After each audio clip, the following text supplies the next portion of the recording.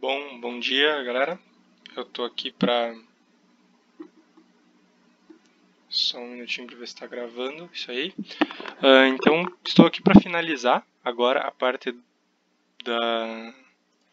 dos autômatos com os exemplos que ficou faltando no vídeo anterior, né, devido ao fato de ter ficado muito grande.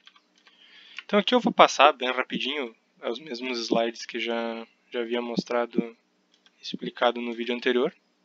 Vou deixar linkado ele ali no card, então quem não viu e quiser essas informações, só ver o vídeo anterior. E aqui vamos, por exemplo, novamente, né? Então, máquina de lavar, coisa simples. E eu vou deixar alguns pontos de questionamento aqui para vocês, né?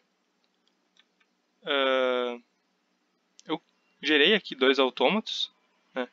Ambos autômatos utilizando exatamente o mesmo conjunto de eventos, com a única diferença no evento K, que é um evento particular de segurança, porém sem uma forma de chegar até ele de maneira síncrona, correto? E isso acaba gerando um pequeno transtorno, um pequeno problema quando vai se tratar da questão das composições. Por exemplo, aqui, esse aqui é um exemplo de uma composição produto, correto?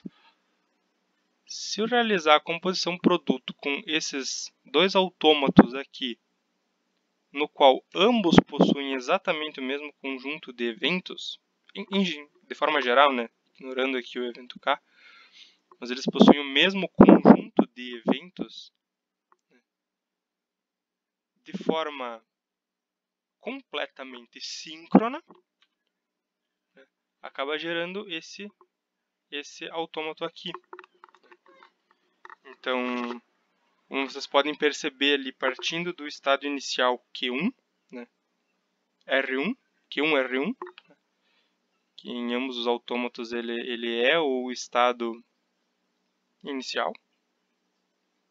Se acontecer o evento A, automaticamente ele vai permanecer no Q1R1, né, porque o evento A para ambos os autômatos ele funciona, né, como um laço aqui de repetição.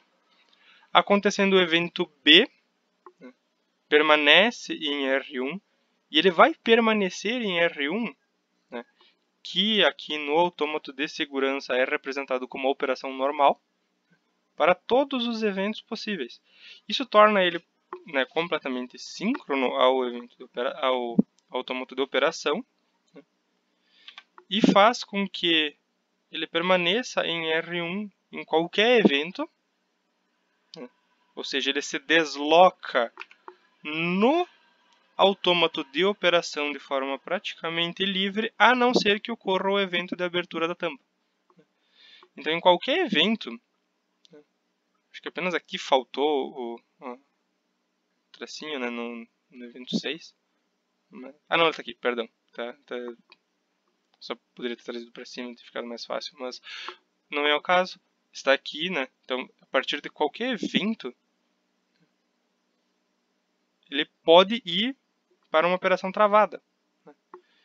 Então, aqui no caso, ele vai para o evento de segurança, aqui ele vai para a parte de travamento, né, das operações. Porém, nenhum conjunto de eventos leva para o erro.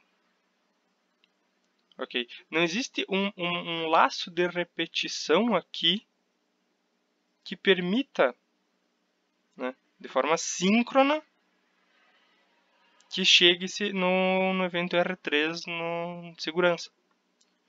Por isso que ele não está aqui na composição final. E, por ele ter todo no caso, a linguagem ser compartilhada, né, então devido ao fato de que a linguagem usada para a criação de ambos os autômatos é a mesma, ambas as composições em seu resultado final chegam ao mesmo resultado. Né? Se você quisesse necessariamente chegar em resultados diferentes, a linguagem deve se complementar.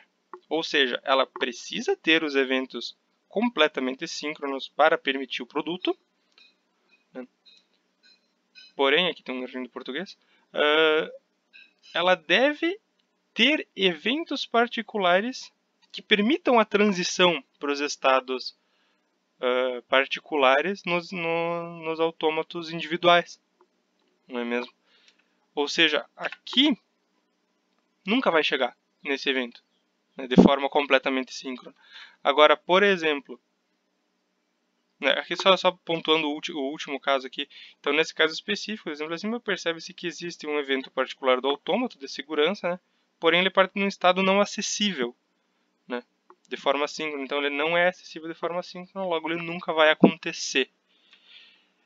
E modificando esse conjunto de eventos que existia aqui para um outro evento L, que pode ser qualquer distúrbio, né? Mas de qualquer forma que ele fique como um evento particular do autômato de segurança, acaba sendo permitido, né? Agora aqui realizando o paralelo, né? Que ele permaneça no autômato de segurança Q8, né? Então ele está na operação Q8 para, se tu pegar assim, em relação ao autômato de operação, então ele está na operação Q8, segurança, e ele é permitido, né, ir para o estado R3, que é o erro. Então, se permanecer o distúrbio, ele permanece no erro, e se for cancelado esse distúrbio, a operação, sei lá, ele volta para a operação travada e daí ele consegue retornar, né, para a operação normal desta máquina. Então, tem que se ter muito cuidado quando vai se fazer essas composições e quando vai se criar um autômato, né, a fim de gerar composições. Pois a forma que você vai montar o conjunto de eventos diz muito da forma com que eles vão se comportar na hora de você realizar as composições. Então, aqui, apenas para finalizar isso aqui, qual seria a melhor composição, né, no caso de uma máquina de lavar roupa? Aqui nesse caso fica claro que seria o produto, né?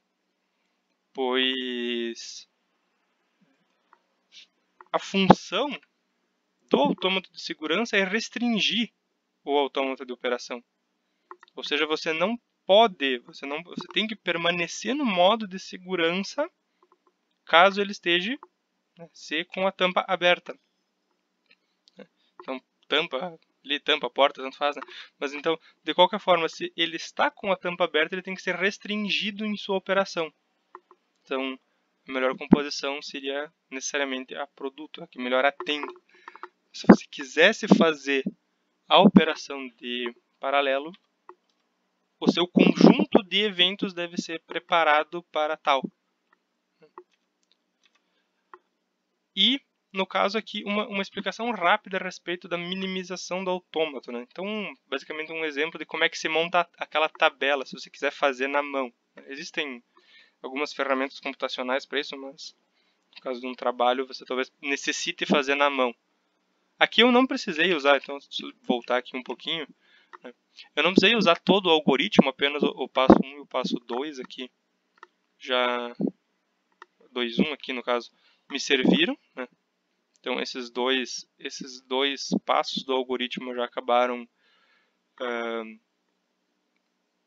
abrangindo todas as opções possíveis de minimização. Nossa, palavra complexa de falar rápido. Então esses dois passos eles já abrangiram todas as opções possíveis, né, para este meu autômato aqui. Eu acabei usando esse, né, como exemplo de minimização. Então, inicialmente, avalia-se os estados marcados e os estados não marcados, né? E por lógica, mais um erro do português aqui, nossa. Eles nunca poderão ser iguais. Então, os blocos aqui, né, o conjunto de eventos que representa estado marcado, por exemplo aqui, Q2R1. Ou seja, Q2R1 ele nunca vai poder ser igual ao Q1R1, né? Pois Q2R1 é um estado marcado. Da mesma forma que Q7 não pode ser igual a Q1. E assim sucessivamente para todos os demais eventos aqui da cadeia. Então, por isso que essa primeira marcação é muito importante. Ela restringe muito o que você vai precisar fazer no caso de você querer minimizar um autômaton. Isso aqui é uma restrição muito boa e por isso que ela é a primeira. É uma restrição lógica, uma restrição fácil de se fazer. Em seguida, o segundo ponto, que de certa forma é um dos mais longos de se fazer, né? Teria que fazer essa pequena operação, essa pequena conta aqui para para cada uma dos bloquinhos que não tinha sido marcado previamente, né? Então, tem se marcado previamente os que estão em vermelho. E em seguida você pegaria, por exemplo, esse bloco aqui, né? Q1R1 com Q3R1. E daí realiza-se todas as funções possíveis com eles, né? Então, Q1R1 função de A permanece em Q1R1. Ok. Q3R1 em função de A, né?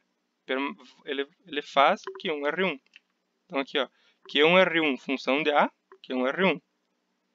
Q3, peraí, Q3R1.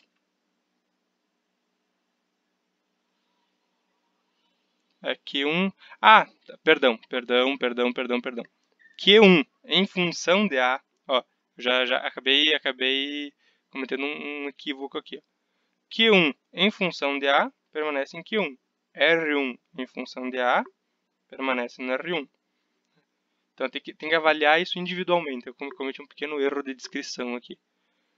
Você partindo para o... Então aqui nota-se que é igual, beleza, ok. Então é igual. Indo para o Q1R1 com Q3R1 em função de B, na verdade aqui tem um erro, né? Aqui já não seria igual. Aqui já não seria igual, porque Q3 em função de A, ele não existe, né? Você não pode fazer um Q3 em função de A. Ok, tipo, a análise é a mesma, mas tem esse pequeno erro aqui que eu percebi agora, perdão. Esse Q3 ele não vai chegar nisso aqui. Então, basicamente, é a análise que está feita aqui embaixo. Que Q3, em função de B também, né, de uma forma que em A ele chega em nada. Ou seja, ele não é igual. Então, seguindo essa análise, nossa, mais um erro de ortografia. Todos os estados que não possuem eventos semelhantes, no caso aqui tanto A quanto B é um evento não semelhante, né, eles não podem ser minimizados.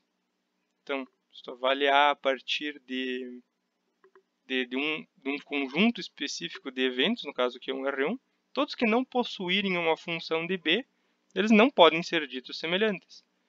E daí sobraria apenas o evento Q7R1, nesse caso em específico, né? Sobraria apenas o evento Q7R1 aqui, só que aqui, então no caso Q7R1.